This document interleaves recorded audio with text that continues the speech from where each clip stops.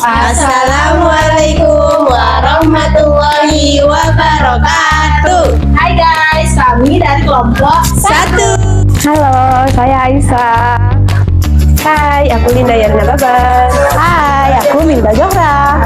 Hai, saya Nurani Sanstian. Halo, aku Nurul Faria.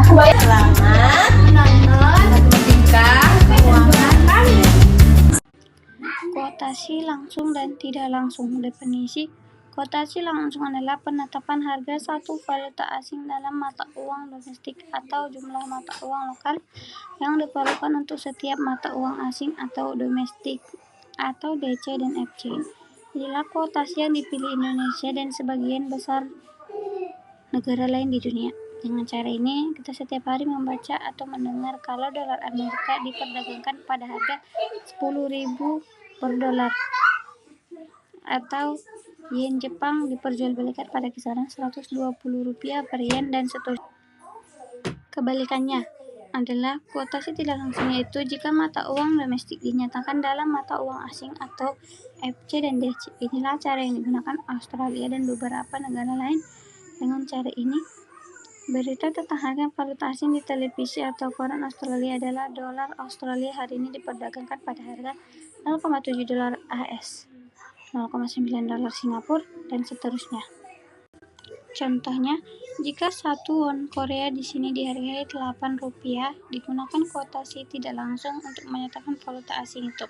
Nah, jawabannya, kuotasi langsung 8 rupiah per won Korea atau DC dan FC. Kuotasi tidak langsung won Korea 1/8, 0,125 won Korea atau rupiah atau FC dan DC. Nah, selanjutnya ada kuotasi Amerika dan Eropa. Nah, kedua kuotasi ini yang paling umum digunakan antar bank ataupun antar dealer dan antar pialang. Dalam kuotasi Amerika, semua mata uang lain dinyatakan harga dengan dolar Amerika Serikat per mata uang itu atau dengan USS per FC. Sebaliknya, dalam kuotasi Eropa, kita menggunakan dolar Amerika Serikat akan dinyatakan dalam mata uang lainnya atau FC per USS. Sebagai ilustrasi, dalam kasus 1 dolar Amerika Serikat ekuivalen dengan 1,5 dolar Australia. Maka kuotasinya menjadi, di sini ada kita buat menjadi kuotasi Amerika dan kuotasi Eropa. Yang membedakannya adalah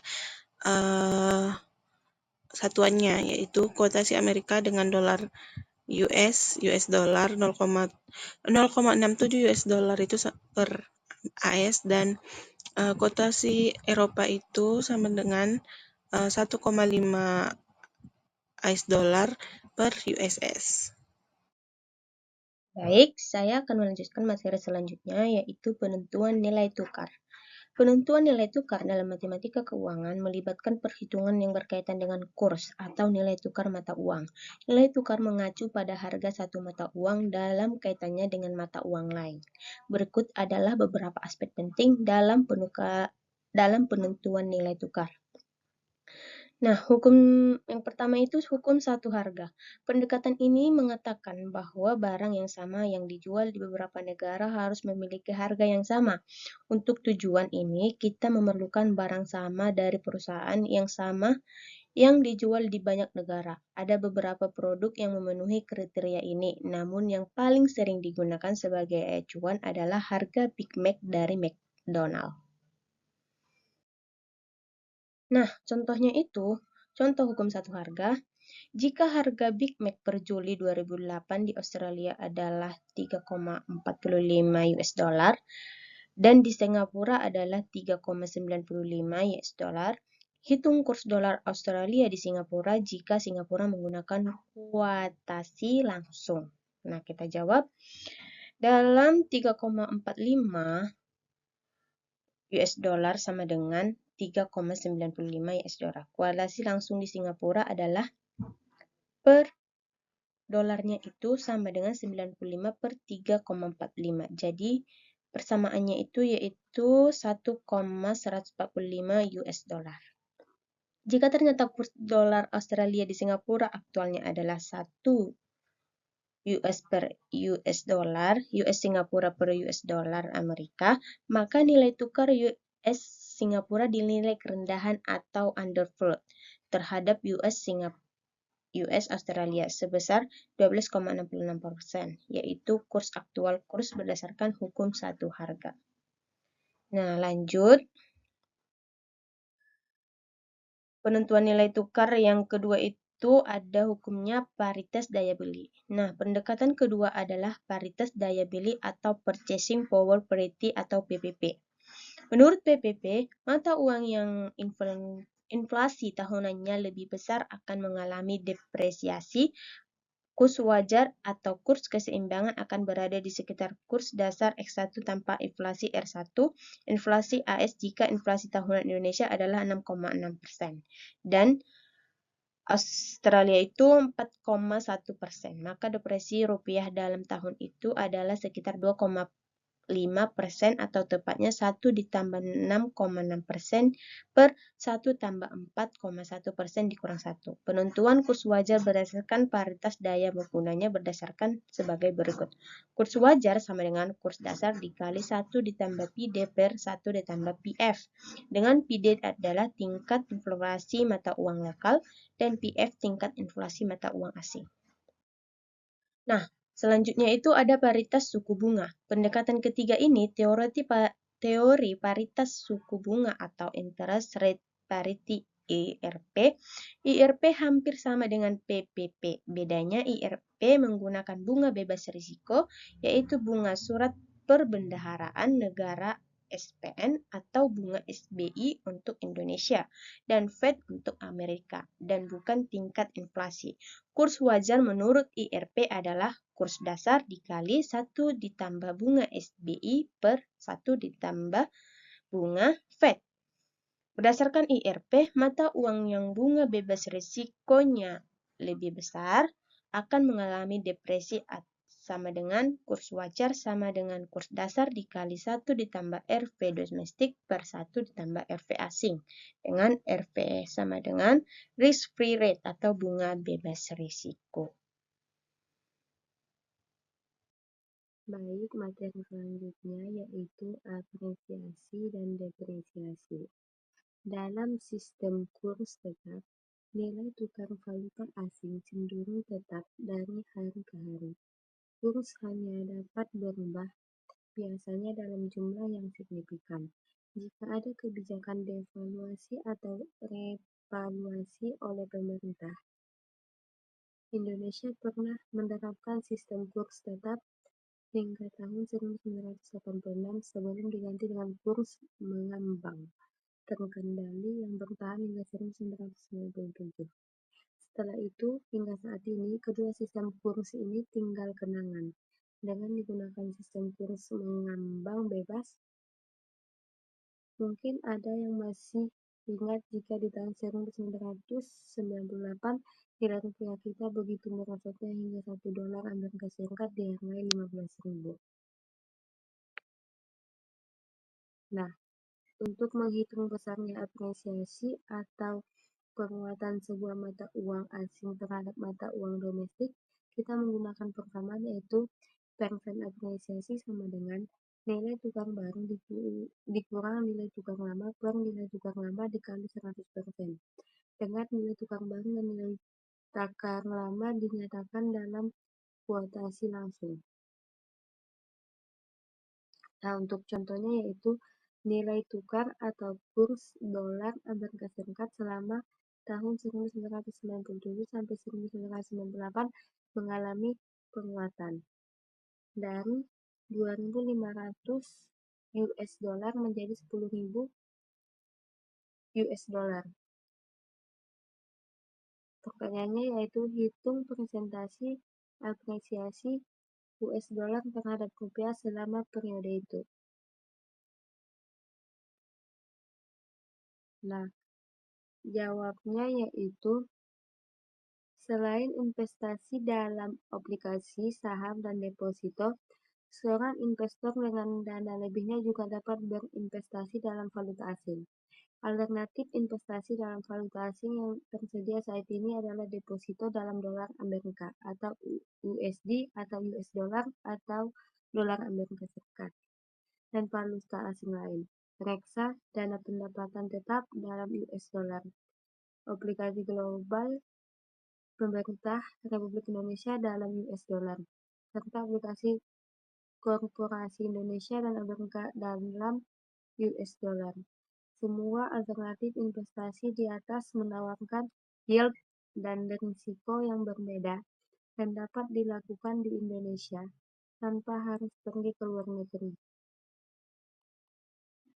Dan dana minimum yang harus disiapkan untuk alternatif di atas juga berbeda. Untuk reksa, dana pendapatan tetap dan deposito US dollar mungkin cukup US dollar 500 atau US dollar 1000 minimumnya. Tetapi investasi langsung dalam obligasi pemerintah dan korporasi itu memerlukan sedikitnya US dollar 50.000 atau US dollar 100.000. Nah, sebelum melakukan investasi dalam valuta asing ini, investor harus memahami konsep dan istilah tentang kurs, yaitu kuotasi langsung dan tidak langsung. Kuotasi Amerika dan Eropa, hukum satu harga, paritas daya beli, paritas suku bunga, depresiasi dan apresiasi nilai tukar, serta spread. Pengetahuan di atas itu diperlukan untuk menganalisis menarik tidaknya investasi dalam valuta asing dan menghitung returnnya. Nah, cukup sekian materi dari saya.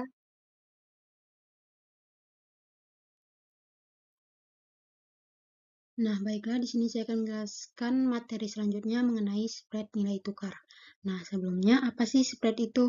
Selisih antara harga jual dan harga beli yang ditawarkan sebuah bank atau money changer adalah bagian keuntungan bank atau money changer karena jual beli valuta asing tidak mengenal komisi atau biaya transaksi lain.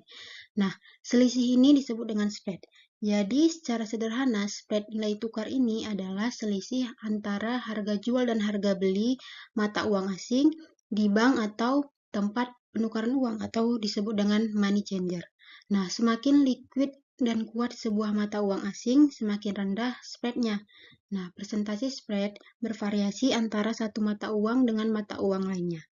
Nah, di sini ada persamaan untuk mencari presentasi spread, di mana rumusnya yaitu harga jual dikurang harga beli per harga jual ditambah harga beli per 2 dikali dengan 100%. Nah, untuk lebih memahami, kita masuk ke contoh soal, di mana contohnya di sini sebuah bank menjual yen Jepang pada harga Rp128 dan membelinya pada harga Rp122. Hitung spread yen Jepang. Nah, untuk penyelesaiannya, di sini kita menggunakan persamaan untuk mencari spread nilai tukar yang sebelumnya sudah saya paparkan, di mana rumusnya presentasi spread yen Jepang sama dengan harga jual dikurang harga beli per harga jual ditambah harga beli per 2 dikali dengan 100%. Nah, di sini kita substitusikan saja nilai yang sudah diketahui di soal, di mana untuk harga belinya sebesar Rp128 dan harga jualnya itu sebesar Rp128 dan harga belinya Rp122. Nah, di sini kita substitusikan, maka Rp128 dikurang Rp122 per Rp128 ditambah Rp122 per 2 dikali 100%. Nah, maka didapatlah hasilnya sebesar 4,8%. Maka selisih dari harga jual dan harga beli pada contoh ini sebesar 4,8%. Nah, selanjutnya kita masuk ke investasi dalam valuta asing, di mana sebelumnya kita sudah mempelajari bagaimana itu, apa yang dimaksud dengan investasi. Nah, dan yang pentingnya dari sebuah investasi itu adalah untuk menghitung return-nya atau baliknya uang itu. Nah, untuk menghitung return bersih dari investasi dalam valuta asing, kita menggunakan rumus sebagai berikut, yaitu R-net sama dengan 1 tambah RV dikalikan dengan 1 tambah persenan apresiasi per depresiasi dan dikurangi dengan 1, di mana R-net itu adalah return bersih, RV adalah return dari valuta asing, dan persenan dari apresiasi per depresiasi itu sama dengan penguatan atau pelemahan mata uang investasi. Nah, untuk lebih jelasnya kita akan lanjut ke contoh soal. Nah, di sini ada contohnya. Mirna menanamkan dananya dalam deposito US dollar sebanyak 10.000 US dollar dengan bunga 4% per anuitas. Nah, saat dia membuka deposito, dolar Amerika Serikat adalah Rp10.000 per USS.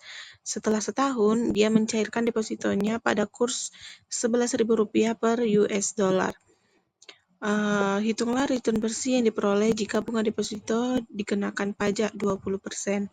Nah, untuk menjawabnya, kita pertama mencari dulu bunga deposito bersih dalam US dollar, yaitu 1 dikurang 20%. 20% tadi dari pajaknya dikalikan 4%, itu dari si bunga awalnya di anuitas per anuitas, dapatkanlah hasilnya 3,2%. Nah, persentase apresiasi US dollarnya ini ada di 10%.